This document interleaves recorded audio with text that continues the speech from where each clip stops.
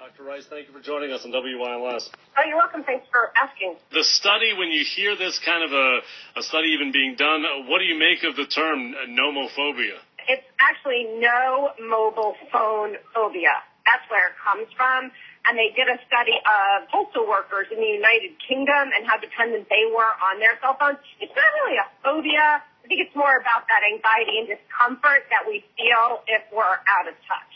Okay. I mean, you're a psychologist. Do you deal with young people, and do they seem to have issues now connected to the use of technology? Everybody has a little bit of issues with it. Young people, I think their parents have more issues than the kids do. And I mean, the kids are kind of addicted to it, but they don't see it as a problem. They see it as a way of life. Mm-hmm. So are the kids right? We're all, I think, in uncharted territory at this point. Can technology be a problem? And the fact that we are so connected. I mean, I am out to dinner right now, and I said, I'm so sorry, I have to leave my cell phone on the table because I'm expecting a phone call. And I was sort of embarrassed about that because good manners is that you don't have your cell phone on the table when you go, when you have dinner. And I think for young kids, for families, for all of us, being able to separate from our phones is important for good relationships. But it's hard for so many people for a lot of different reasons. My feeling at this point is the world is not going to stop if you're out of touch for an hour or two. Psychologically, have we had any studies so far that have actually confirmed that there is something damaging by being connected to phones and technology constantly the way we are? No, not that I'm aware of. It's not, and really the study was more just how dependent people feel on their smartphones more than that it is damaging.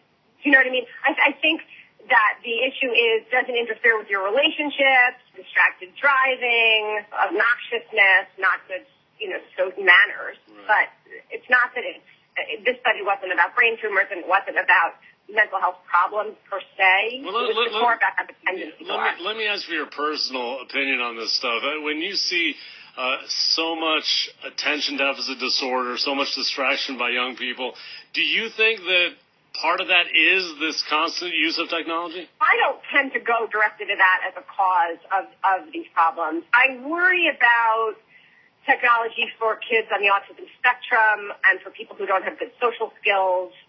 I worry about it for young people where they are unable to break away. I mean, I think that there is internet addiction. We know that people get addicted to online poker and online gambling, to pornography.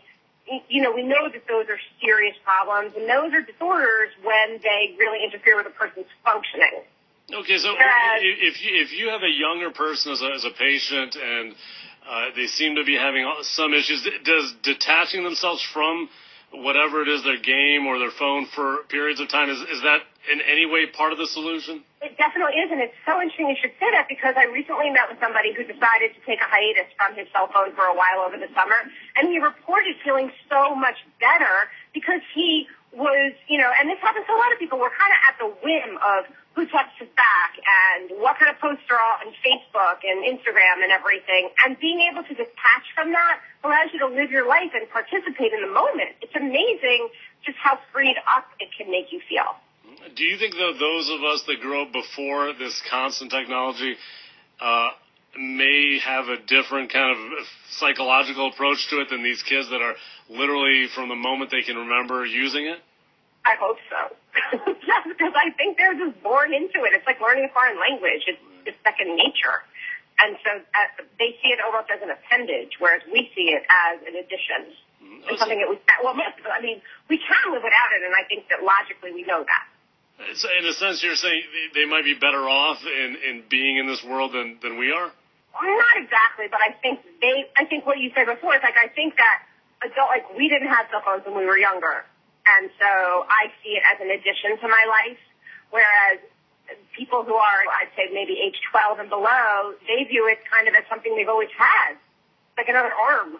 No, I'm curious, as a psychologist, when a parent brings a child in, and maybe a teenager with some issues, do they ever come in and their head's down on the phone the whole time? Yeah, but then that's something we talk about, and we talk about being together, and is it possible for us to be together without the phone? And then the day that they're finally able to put their phone face down, I had one person who came in, I have a dog in my office, and she put her phone under my dog. So the dog was the keeper of the phone for the session, and it was just it was a revelation that she could survive a whole session without checking her phone.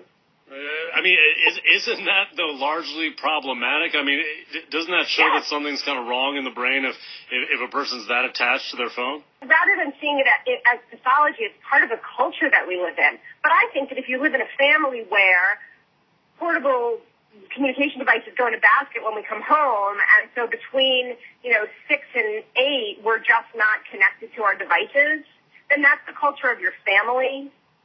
So, yes, it's problematic, but that's one of the risks when we live in a technological world. It's constantly advancing, getting smaller, and getting more convenient. Do you think it's wise for a parent, especially of a toddler, let's say kids getting to 4 or 5 years old, to just keep this stuff completely away from them? If you can. The American Academy of Pediatrics recommends very little screen time for toddlers and preschoolers, or none if possible. And so, all of it really, really needs to be contained because we want people's brains to develop normally without constant, pixels. Just the amount of sensory input provided by screens and technology is overwhelming. I'm curious because as a psychologist, you're talking there. I'm guessing there's a fair amount of talk therapy. Mm-hmm. You're trying to get them to get whatever is inside them out. The fact that they're so engaged in technology, does that make it especially hard to connect with them? Sometimes it does, so we spend time talking about it. I spend a lot of sessions talking about Facebook and Instagram and Tumblr and things I don't understand, and sometimes we go online and they show me their accounts and they show me what's going on, because that's how I get into their world, and that's how I know what's happening. So I can fight it, or to some degree I can use it. I mean, isn't it just a few minutes before you can see their brain wandering and they're already thinking about, I wonder if I have another text on my phone, I wonder who updated Facebook? Yeah, and we talk about how do you control that, because it's expected at school that you're going to keep that stuff off. And the other thing that's really interesting is that schools are using, there's a lot of iPad schools. I'm here in Tampa, Florida, and a bunch of the schools are iPad schools, and in a lot of the schools, a ton of the instruction is done, with laptops, but keeping the kids focused on the lessons and on the relevant materials and not off playing games and wandering and on social media is such a challenge. And the kids come in and they tell me what they're really doing during class. This is definitely a concern. Right, well, because they have access to it. So mentally, how do they manage it when they're sitting there and they're just becoming more and more anxious because they're barely listening to you and they just want to get to their phone? I'm not sure that they do manage it.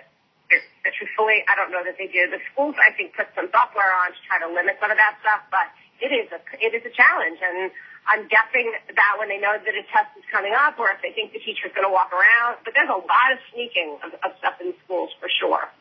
So this idea of a nomophobia, do you essentially think it's a joke?